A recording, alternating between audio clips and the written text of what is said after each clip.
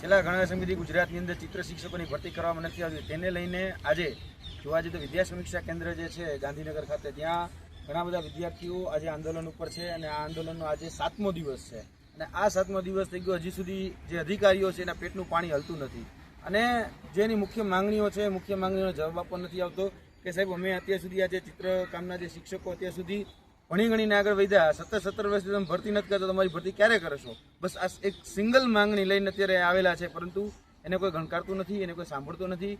ક્યાંક ને ક્યાંક આ તાનાશાહી ભર્યું વર્તન, સરમુખત્યારશાહી ભર્યું વર્તન એ અધિકારીઓ અને તંત્ર એ બંનેના પાપે આજે વિદ્યાર્થીઓ પરેશાન થઈ રહ્યા છે.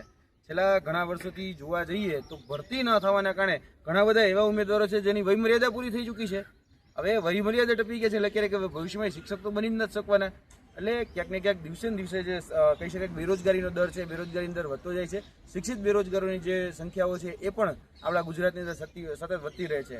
અમે આ માધ્યમથી સરકારશ્રીને માંગણી કરીએ છીએ કે તાત્કાલિક ધોરણે જે શિક્ષકો છે, ચિત્રકામના શિક્ષકોને સાંભળવામાં આવે અને એને ન્યાય આપવામાં આવે, એવી અમારી બહુ સ્પષ્ટપણે માંગણી છે. જય હિન્દ, જય ભારત.